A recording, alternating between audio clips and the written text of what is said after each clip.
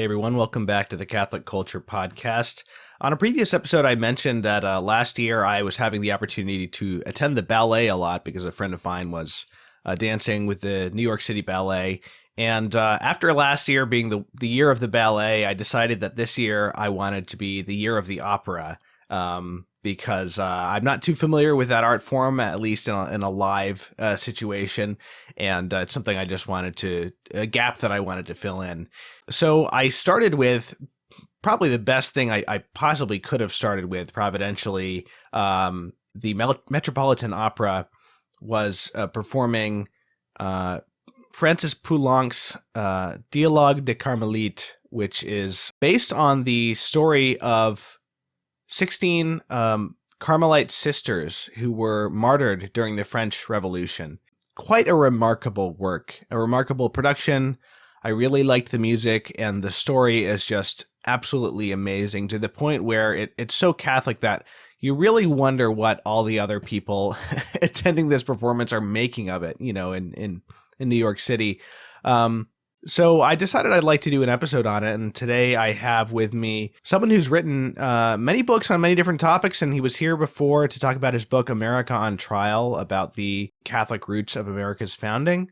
But he's also written a book on music, Surprised by Beauty, about discovering great 20th century classical music, and that is Robert Reilly. Robert, welcome to the show. Oh, thank you very much. Great to be with you again, and this time on music. I saw that you had written a couple of articles in the past about this piece, and I'm wondering if you have any wider familiarity with Poulenc's work, because he's a composer whose name I heard, of course, in music history class when I went to school, and heard a little snippet here and there, but never got familiar with him, and wasn't sure if I would like the music before I attended the opera, but it turned out that I did quite like it. So what can you tell me about this composer more broadly? Well, Francis Poulenc was sort of a bad boy of French music when he was young, dabbled in surrealism, nonsense lyrics. One person called him part monk, part gutter snipe. And let's say this was the gutter snipe part of his career. Peck's bad boy. Like the young St. Augustine, he enjoyed the pleasures of the flesh. And then when he was 37 years old, he was born in 1899. So about 1936, his best friend had a fatal car accident. And this threw Poulenc into a great crisis.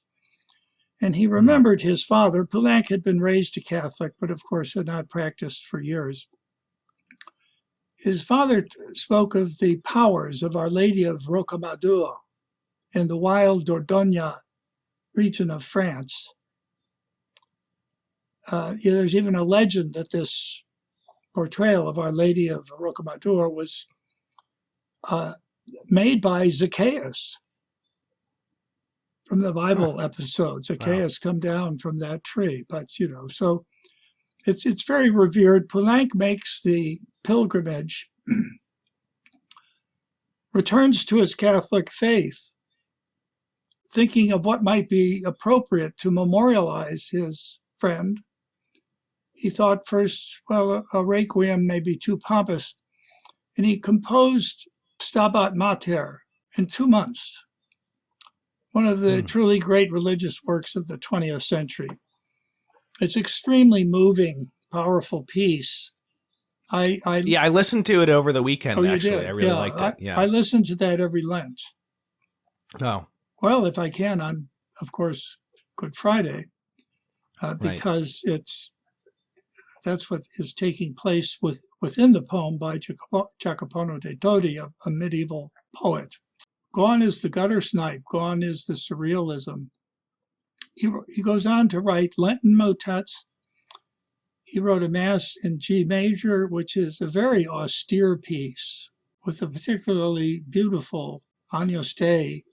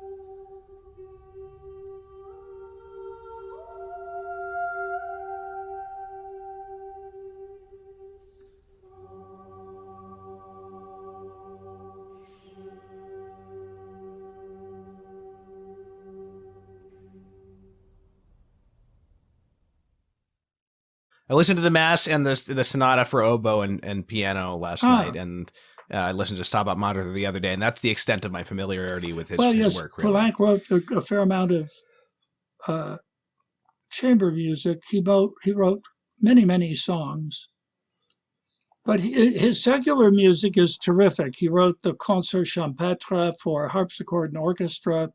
He wrote 2 concertos for 2 pianos. It's really delightful music.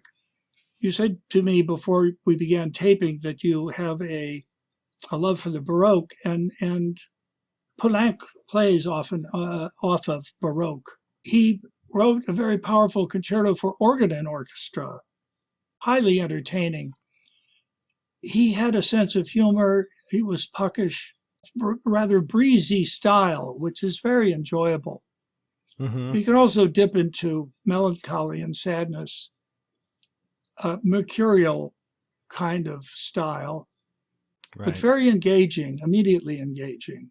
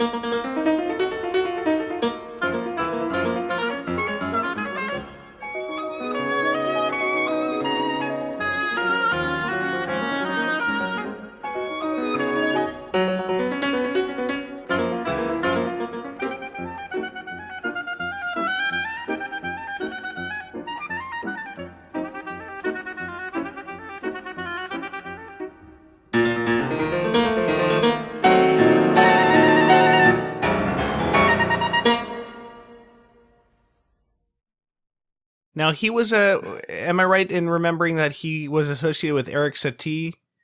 Well, he was influenced by Eric Satie. Yeah. Okay. And he wrote many sort of piano miniatures like Satie did. Satie, who was, of course, brought back to the faith. People attribute it to the influence of Jacques Maritain, his deathbed reversion. Oh, thank you for telling me that. Heard that? No, I didn't know that. Yes, people gave Maritain credit for Satie coming back to the church on his deathbed. Now, Maritain denied that he should get the credit for that, but that's what the other people in that scene who were sympathetic to the faith credited Maritain with that. That wonderful story. Yeah. Poulenc, of course, you said you just went to see the Dialogue of the Carmelites. Yes. That is quite an extraordinary piece. How many operas about martyrdom can you think of in the 20th century that has secured for itself a place in the opera repertoire? Apparently one of the more popular operas of the 20th century. Often staged, restaged. Yeah. I saw it at the Washington National Opera. I think it was a co-production with a French company. It also was sung in English, which wasn't my favorite thing. But Poulenc. But that was Poulenc's wish, interestingly enough, that the piece be staged in the local language. But when I saw it with the Met, they did it in French. I'm curious. I actually have been wondering why they did that, because apparently prior to 2013 they did it in English, but then they switched. It was done in Italian at La Scala. But you see, I think there's a expansion factor when you move from French to English. The singers have the challenge of fitting these words within the music, and they kind of have to scamper to do it. So I would have much preferred to have heard it in French. Plus, when they have to scamper, it's very hard to articulate the words so that the audience can understand it in English. They have to watch the super titles anyway, because you can't understand the singers. So anyway, that's specific. We don't need to belabor that. But there have been many different kinds of productions of this work that have taken different approaches. Some do it historically with the setting and the costumes. Others do more austere things. There was a Met production some years ago. I believe it was the Met. Or wait a minute, that could have been also an Italian production. Highly austere. Well, first of all, let's talk about the opera before we get into details about how it's been done. Sure. Yeah. Well, can we talk about the story that it's the true story a little bit? Yes, of course. I mean, so this opera, interesting. I mean, like, it has a thoroughly Catholic pedigree. The opera is based on. Okay, so I mentioned at the beginning there's the true story, and we'll talk about the details of that in a moment. The true story of these Carmelite martyrs. Then Gertrud von Lefort, with whom some of my listeners may be familiar, wrote her novella "The Song at the Scaffold," based on this true story. Now, Bernanos, Georges Bernanos, the great Catholic novelist who wrote, of course, most famously The Diary of a Country Priest, he, towards the very end of his life, was presented by, I believe, a Dominican priest with this screenplay treatment of The Song at the Scaffold, and was asked to sort of write the dialogue for it, to write the actual script. And Bernanos took on this job. It was the only screenplay he ever wrote, and it was deemed unsuitable for the screen. And he died shortly thereafter. It was actually his last work. And not only that, but his final words, Bernanos' final words, were recorded to be, "I am caught up in the holy agony. It is now between the two of us." Which, of course, if you know this story, the holy agony is very important, because the main character is Sister Blanche of the holy agony, or of the agony of Christ. I forget which, but something like that. So Bernanos writes this screenplay, which never gets made into a film. But after his death, his literary executor turns it into a stage play, which is quite successful. And it's this stage play which is adapted by Poulenc as an opera. So it's something that already works well. It's worth noting, even without music. But then when you add the music, it's even better. But it works quite like a play, and that reflects itself in the structure of the opera, which is unusual, and we can talk about later. But maybe you can tell us a bit about that, the actual story behind this, the true story. Yes, well, the Carmelite sisters of Compiègne were living in their convent at the time of the French Revolution. And then the French Revolution, as you know, nationalized the church, took over all church properties, banned religious orders. So the nuns were ordered out, and they were ordered to stop practicing their vows, which, however, they continued to do in secret, living in various homes or houses in which they were able to obtain rooms. Now, they were discovered practicing their vows in 1794 and taken to Paris for trial. Practicing your vows was considered treason, of which they were found guilty, and the penalty was death by the guillotine. And so the good sisters, the 16, were martyred in 1794. They were in the Conciergerie, the prison on the Ile de la Cité in Paris, to which I've been. It's the prison from which Marie Antoinette was taken to be beheaded. It's very spare. It's a medieval part of Paris. So they were taken in the tumbril to the place of execution. And it's historically verified that usually the crowd is screaming for blood and jeering and cheering at the decapitations. But they became very quiet when these dignified, very composed sisters took their turn at the scaffold and one by one walked up the steps. Now, according to the Song of the Scaffold, the novella to which you referred, and this is not, by the way, put in the opera, that at the foot of the stairs, each of the nuns, one by one, knelt before the Mother Superior and said, "Permission to die, Mother." To which she responded, "You have permission to die." And up they went, and the Mother Superior was the last to go up.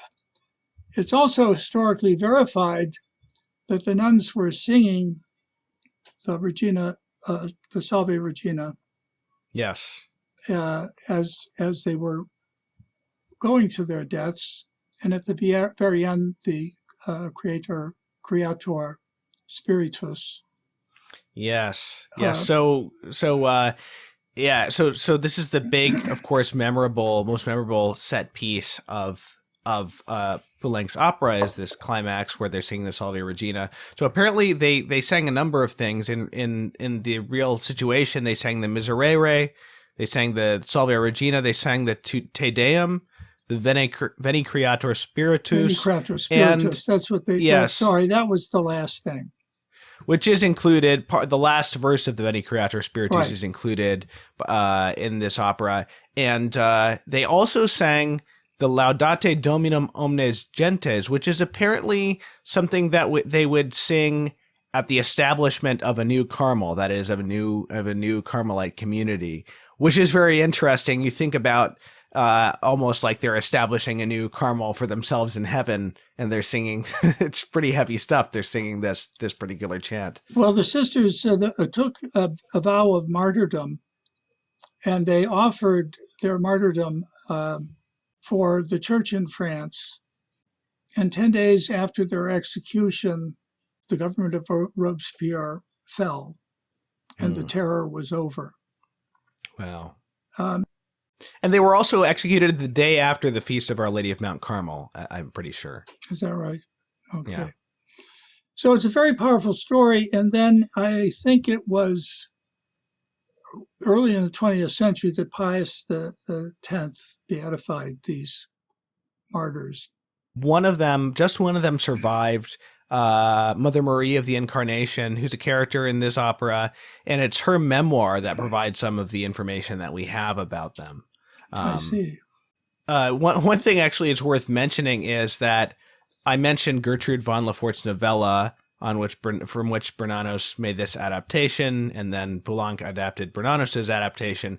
But apparently, her novella was published in French through the efforts of the aforementioned Jacques Maritain. So that's just another interesting note, a historical note.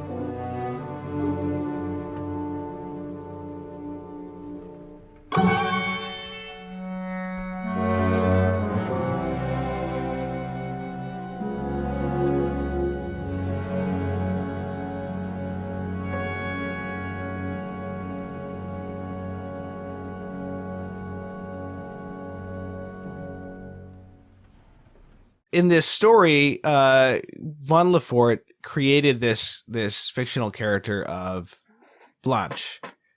So tell us a little bit about her. Yes, well, the drama really centers on a spiritual crisis. It's very difficult to dramatize spiritual crises because they happen interiorly. And this is the great achievement of this opera and of Poulenc's music, that he is able to do this. So Blanche de la Fort is the daughter of an aristocrat. She is very frightened by the events of the French Revolution and seeks to flee them. And so she flees them to this Carmelite order, thinking that this kind of detachment which they offer will alleviate this fear which she experiences by the surrounding events of the time. And the prioress is very clever in diagnosing Blanche's spiritual state, and tells her, you need to detach from your detachment. Yeah.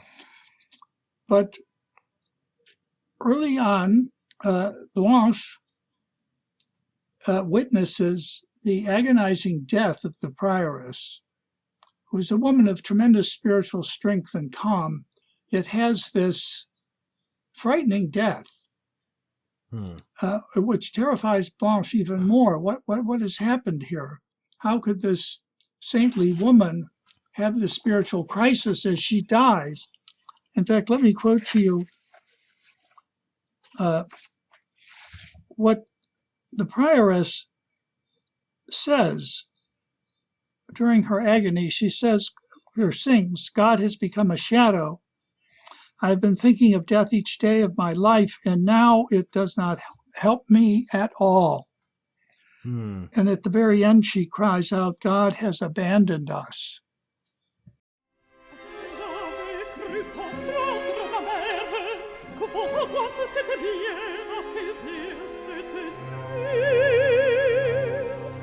Ce n'était qu'un assoupissement de l'âme. Dieu me soit content, monsieur. Je ne dois plus mourir. Je dois mourir. Ah, c'est pour n'être qu'un dicton de bonnes gens. Eh bien, ma mère, il est vrai que je me mourrai. Bien, je me déciderai. Je suis seule, ma mère, absolument seule, sans aucune consolation. Parlez-moi franchement. Combien de temps, monsieur Javelino, me donne-t-il encore à vivre? Votre tempérament est plus fort qu'il est vu. Il craint pour vous un passage long et difficile. Et Dieu s'est fait lui-même une ombre. Hélas, j'ai plus de 30 ans de profession, 12 ans de supériorat. J'ai médité sur la mort, chaque heure de ma vie, et cela maintenant ne me sert à rien.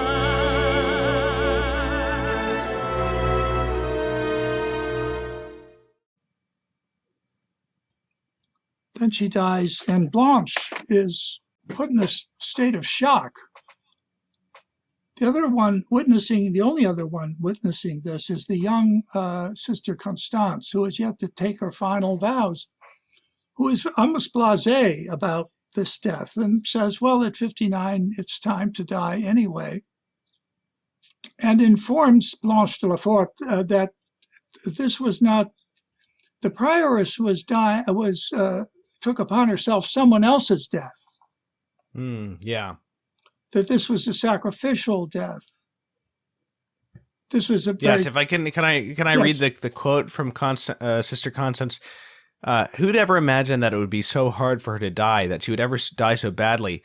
One would think when he gave such a death to her, our good Lord made a great mistake, like in a cloakroom when you're given someone else's coat. Yes, I think her death belonged to another. Such a death was too small for her. It was really so small that the sleeves barely reached down to her elbows. Blanche says, the death of another? Tell me what that could possibly mean. Constance says, I would say that there might be someone that in the hour of their death finds their final moments surprisingly easy and that they feel quite comfortable. We die not for ourselves alone, but we die for each other, or probably even instead of each other. And Sister Constance also predicts the coming catastrophe for the sisters. This, of course, feeds Blanche's great fear. Right. Yeah. So the convent is dissolved. The nuns are more or less in hiding, continuing to practice their vows. They take an additional vow of martyrdom, and Blanche takes that vow with them. But then they are arrested. Blanche is terrified and she flees. She goes back home. And the drama shifts back to the nuns and what is happening to them, their trial, and they're approaching death. Now, let me read to you what Poulenc himself said is going on in this opera. Quote, "It is a piece about fear. It is equally a piece about grace and the transference of grace." Unquote. What this opera is really about is providence and the reach of providence over a length of time.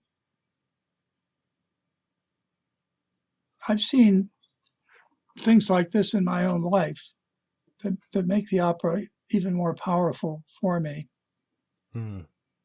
So Blanche is aware that the sisters are going to her death. And as they mount the scaffold and only one is left, Blanche, who's been observing this, emerges from the crowd to go with them. So she mounts the scaffold and meets her death. After the guillotine falls for the last time, the music is subdued, becomes very gentle, and then ends on a final chord. Yeah. So this is not verissimo opera. This is not the kind of powerful ending at which many composers aim to get the crowd on its feet cheering. It leaves you in a, let us say, subdued state. Yeah. And deeply moved. Yeah. So there it is. It's this drama about providence. You could say that the fact that Blanche overcomes her fear and is so composed as she goes to the guillotine is, in dramatic terms, what we would call a deus ex machina. How could that have happened? And of course, right. the opera's answer is through grace, as Poulenc said, through the transference of grace. So Blanche dies the peaceful death that the prioress otherwise would have had she not taken on the terror of Blanche's death. So that's the real underlying action and spiritual drama that animates this opera. Yeah, it's really remarkable. Profound. It's profound work. And as I say, it's been done in various styles. I watched this last scene of the opera in a number of productions, which anyone can do on YouTube. And there's one from, I think it's 1987 at the Met. And the way they handle the last scene is that there is a crowd, stage right, stage left, a white aisle going upstage to a very darkened space, which we're led to believe is where the guillotine is. So the nuns, one by one, proceed upstage on this white path, go into the darkness, and Poulenc musically portrays the fall of the blade. So we go, one after, and the soldiers are lining the upper part of this white pathway. Yeah. So Blanche goes up finally, the prioress goes up. The crowd then dissolves. The crowd moves off stage. No one is left on stage, and it is finally revealed that white pathway also has arms. It's a cross. Interesting. It's a Yeah, cross. so in the production I saw, the pathway is a cross all along. It's visible for the entirety of the production. Oh, I see. Yeah, and they use it as different spaces, but it is very austere. And yes, that they go into that darkness at the far end as they're going to their execution. Maybe it's the same production. Yeah, it sounds very similar anyway. But they were the costumes were historical. Yes, correct. Yeah, the setting was very austere and minimalistic, but the costumes were realistic and historical. Yeah, and this final scene is very intense, and I will try to. The Met did put up about a minute of the final scene from the recent production on YouTube. I'll try, if they'll let me, I'll try to show that here. But I'll definitely play the whole musical piece for people. And yes, you mentioned it's showing the guillotine is, they're singing the Salve Regina, and the guillotine is coming down and punctuating things in a percussive way at various points. And it's very it's interesting because it's kind of asymmetrical. It's not always like on the downbeat, you know. It comes down at different places. And I actually saw a kind of interesting dissertation that somebody wrote about in 2011 on this opera online. This writer talked about the way that the singing and the guillotine rhythm play off each other, because there's parts where the nuns will repeat a phrase in the Salve Regina, or they'll like sort of squeeze the phrasing in almost to finish it before the guillotine happens, or it'll be elongated or interrupted in various ways. And also, one of the amazing things is that the chorus gets smaller and smaller as each of the nuns is executed. So finally, it's just down to Sister Constance and Mother Marie singing a duet. And then Mother Marie is executed, and it's just Sister Constance, and then Blanche comes in.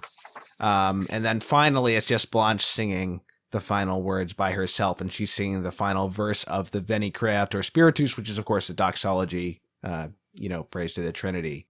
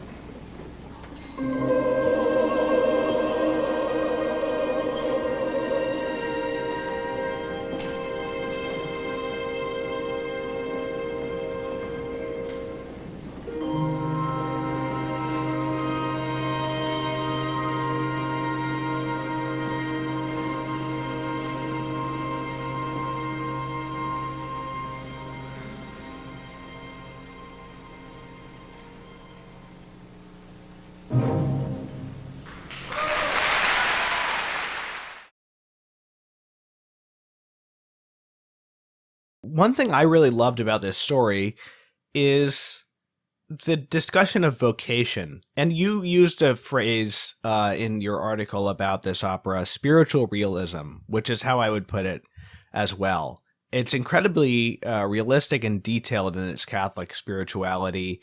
And what I found fascinating was this discussion of mixed motivations for entering a vocation. Because Blanche is someone, as her name indicates, she is someone who is very timid, self-described as a timid person who's just afraid of life, not just of the French Revolution, but everything sort of startles her, and she just feels like she can't handle the noise and bustle of the world, so she wants to go to this Carmelite community. And as you mentioned, the prioress sort of says, well, you know what? Well, one of the things she says is the rule doesn't protect us, we protect the rule. You know, the rule is not a safe haven for you to go to. I mean, it is that in some ways, but not just in a sort of a passive way. She wants a life that would make heroism easier to achieve, and yet there is a sincere desire on the part of Blanche to also live a holy life and to give her life to God. So it's this mixed motivation, and you can imagine that, especially at certain times in history, plenty of people would enter the religious life out of mixed motivations or perhaps misguided motivations because their personality was not one to stay in the world, or they were a nervous personality and didn't want to be around the sort of the busyness of the world and things like that. You can imagine that this is a real situation that's happened many times throughout the history of religious life. And this opera does such a great job of distinguishing those motivations and then purifying them, so that actually you see, this is no escape for Blanche. Ultimately, she has to face her fears, and it's done in such a beautiful way. I think that's a very good way, Thomas, to portray the inner drama. I'm reminded that Thomas Aquinas said all motivations are mixed. Everything you do is an amalgam of different motivations, some trying to crowd out others, and whether what you're doing is good or not good, or somewhere neutral, depends on which of those motivations is primary, which Right. Takes the forefront. I also wanted to mention something Poulenc said about his own faith. Quote, "I am religious by deep instinct and by heredity. I'm a Catholic. That is my greatest freedom. My conception of religious music is essentially direct, often informal. I try to give an impression of fervor and especially of humility, which to me is the most beautiful aspect of prayer." Yeah. It's clear that he and Bernanos both identified very deeply with this story. Bernanos was praying to these martyrs every night that he would be able to do a good job on this adaptation of Von Lefort's novel. And as I mentioned, his last words really seemed to echo with the play. Poulenc, I read that he told friends many times, "Blanche, c'est à moi." He really identified with the character of Blanche, and Poulenc, even after his return to the practice of his faith, was still a very troubled man and plagued by homosexual obsessions and things like that. And he at the time that he was writing this opera, I read that he was this man that he was in love with. Their relationship was deteriorating, and he was having kind of a mental breakdown over it, and was sort of trying to turn himself. I can't remember the exact quote, but he said something like, I've got this face. This guy's face is invading my thoughts, and all I can do is try to replace his face with that of another, meaning Christ's. And then ultimately this friend, like his friend who had died in the 1930s, his health took a turn for the worse, and he had to take care of this guy. And he said that he entrusted him to the intercession of these Carmelite martyrs. So you see a lot of spiritually fraught and emotionally fraught things going on in Poulenc's life that he said were an influence on the process of writing this music. But he also said that he was very, very much identifying with Bernanos's art. He said that in order for the the opera to succeed, the music must have an absolute identification with the Bernanos spirit, which he described as very light orchestration to allow the words to come through. Well, Georges Bernanos, in his novels, superbly portrayed the inner spiritual struggles of people, and obviously of priests as well. Diary of a Country Priest. Another great novel was Sous le soleil de Satan, Under the Sun of Satan. Mm. I've seen a film adaptation of that. I haven't read the book, but there's actually a quite good film of Under the Sun of Satan. A French film. From the 80s, I think. Yeah, there's also, I believe, a French film of Diary of a Country Priest. Yeah, by Bresson. It's a masterpiece. So this priest is an obscure parish. He is famous for confessions, and a very worldly intellectual from Paris. Toys with the idea of scandalizing all the intelligentsia in France by returning to the church. So he's toying with this idea and thinks that wouldn't this really be wonderful? And plus, I'm at an age where I need to find some peace in my life. So he decides to go to this remote village to confession, and he's in the church trying to pray. And he gets into the confessional, and he doesn't hear anything. So he wonders what's going on. He steps out and he opens the door into which the priest goes, and there is the priest who's died there. Yeah, so this is Under the Sun of Satan you're talking about. Yeah, with his right? body terribly contorted. And the line is, "You want my peace? Here it is." Wow. Yes. Yeah. "You want my peace? Here it is." The same kind of agonized death that the prioress has there. So Bernanos, very good at portraying these things. What you really see, Thomas, in both Bernanos and in this great opera, there's no romanticization.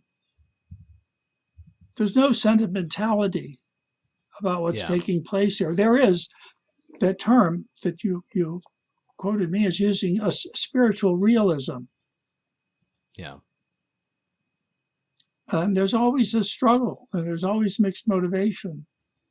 And that's what he portrays, these people fighting their way through. Right. That's why it's a great opera. It's a great work. Yeah. And so even in our hyper secular age, the opera keeps being performed, keeps drawing audiences. I wonder what they think of this. I had the same thought. It has to give them pause. It really must.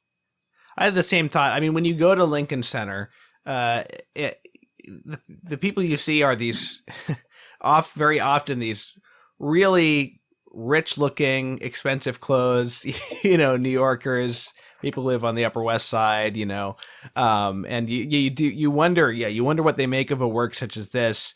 I watched, skimmed through a video that the Met put up of a number of the singers discussing this production, and for the most part, they seem to be completely missing the point. I mean, they were just talking about, it's great that it's all women, and I mean, which is interesting. To be fair, I mean, that is an interesting aspect of the work, and perhaps unusual in opera, but nonetheless, I mean, they were focused on that, and they were saying, it's very relevant with women's rights being threatened all over the world.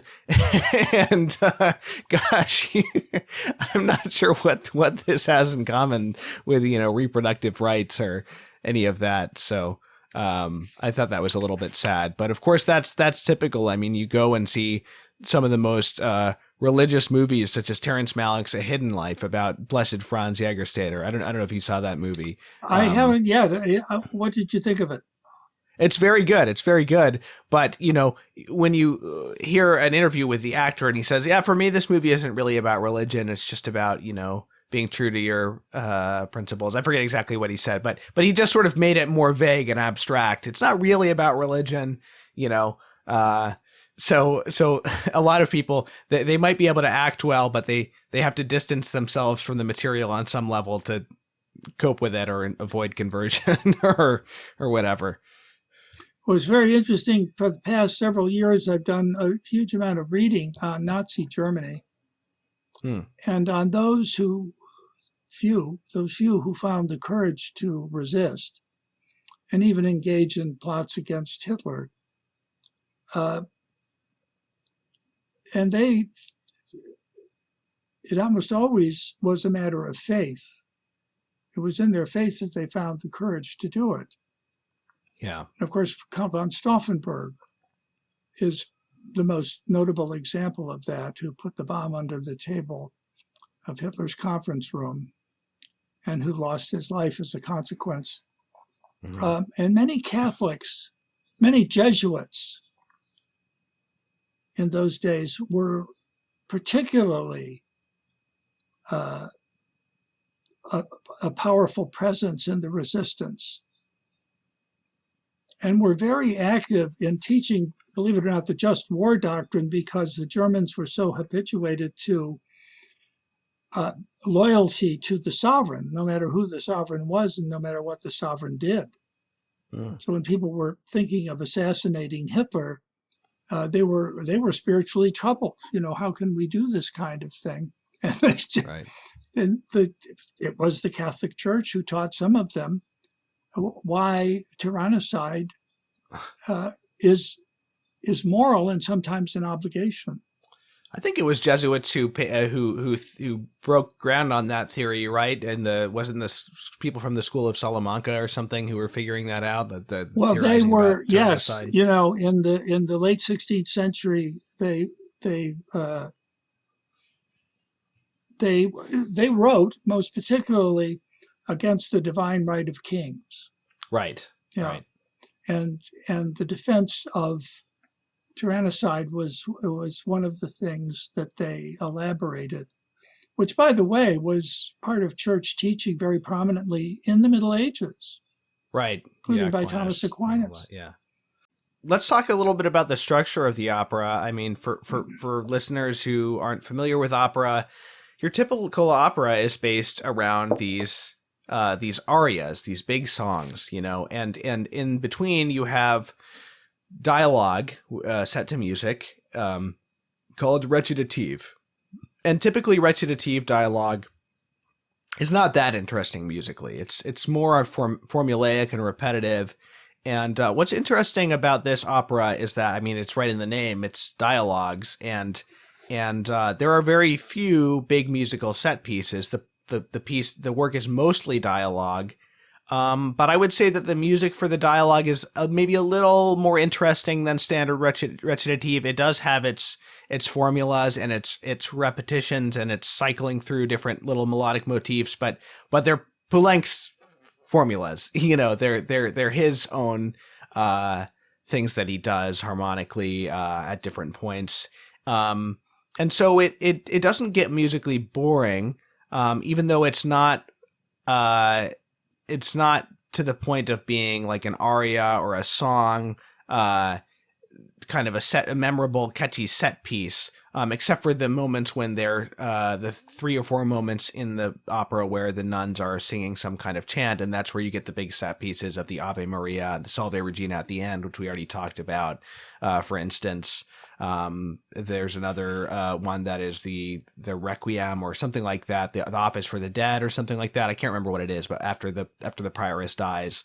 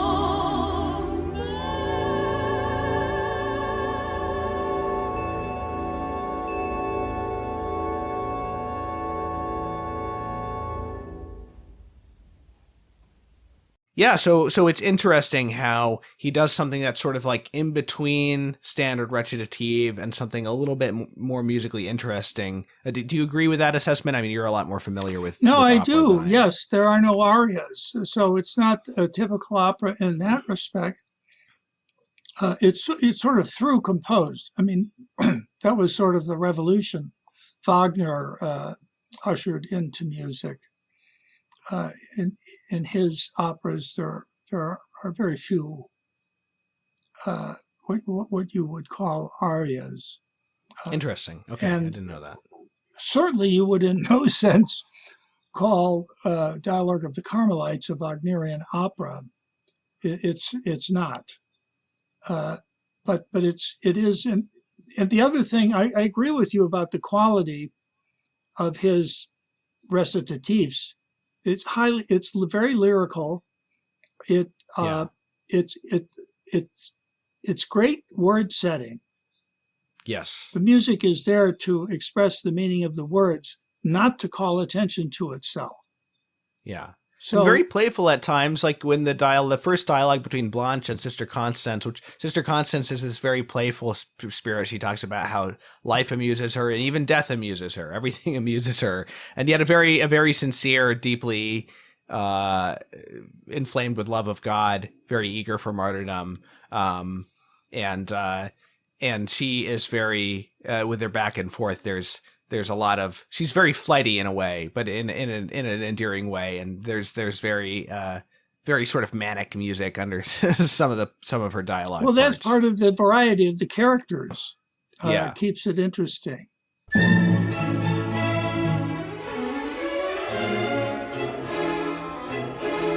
Encore ces maudites fèves, on dit que les accapareurs retiennent la farine et que Paris va manquer de pain. Tiens, voilà notre grand fer à repasser que nous réclamons depuis si longtemps. Regardez comme la poignée en est bien regarnie. Nous n'entendrons plus Sœur Jeanne de la divine enfance crier en soufflant sur ses doigts. C'est impossible de repasser avec un verre pareil. C'était, je peux voir chaque fois la longue pour ne pas rire, mais je suis si contente. Ce sétif me rappelle la campagne et nos bons villageois de Tilly. Oh, Sœur Blanche, si semaines avant mon entrée en religion, on a fêté là-bas le mariage de mon frère. Tous les paysans étaient rassemblés, 20 filles lui ont présenté un bouquet. Au son des violons, il y eut grand-messe, dîner au château, et dans toute la journée, j'ai dansé, sans contredanse, de tout mon cœur je vous assure. Ces braves gens m'aimaient tous à la folie, parce que j'étais gai et que je sentais aussi bien. But the focus is on the drama, and not just the external drama, but that interior spiritual drama that's the heart of the opera. So it's extraordinary work in that. It was extraordinary in that sense, that it works so well. It's hard to think of anything else that's quite like it. The one I'd like to play is a moment when Sister Blanche, or she's not yet Sister Blanche, she's just Blanche, is first speaking with the prioress, and the prioress says, "My daughter, the outside world often questions the purpose of our order. After all, they are quite justified in asking this of us. No, my daughter, it was never the purpose of our order to mortify the soul, nor are we a conservatoire of virtue. We're nothing but a house of prayer. Prayer alone justifies our whole existence." And I really like the music and how it builds as she's talking about we're not for mortifying the flesh. That's not our fundamental purpose. It's not about preserving virtue. It's about prayer fundamentally. It's beautiful music. Ma fille, les bonnes choses se demandent en quoi nous servons, et après tout, ils sont bien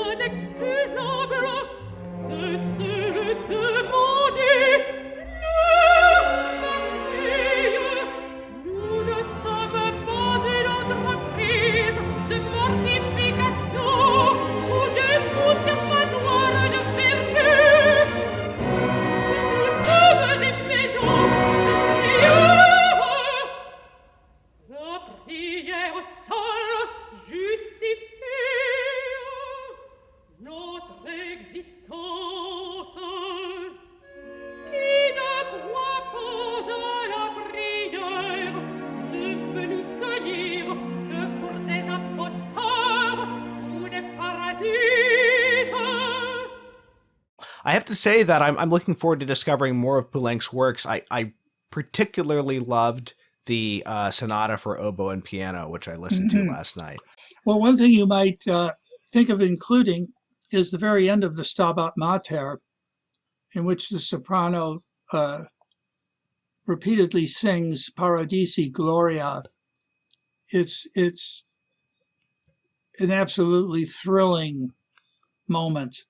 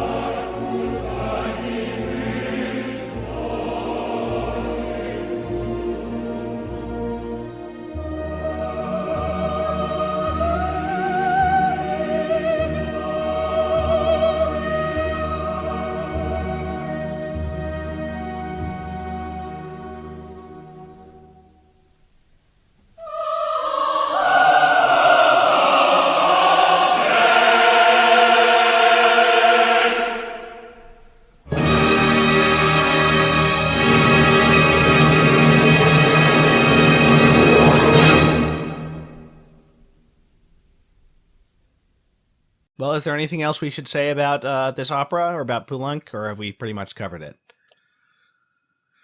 Well, I mean, you may wish to get a DVD or watch it. There are full productions, I think, that you can watch on YouTube. I think there's one in English from Australia. I most often listen to the original cast recording, which production and which recording was overseen by Poulenc himself. Was that 1957, 1958, something like that? I would have to look it up. I think I think the opera premiered in 57, if I'm not mistaken. In any case, the sound is good, and it has that premiere excitement to it. Well, Robert, is there anything else going on with you in terms of writing projects or any new books out since we last talked? Yes, I'm working on 2 books right now. One is called The Lexicon of Unreality, How the Corruption of Language Destroys Society and Self.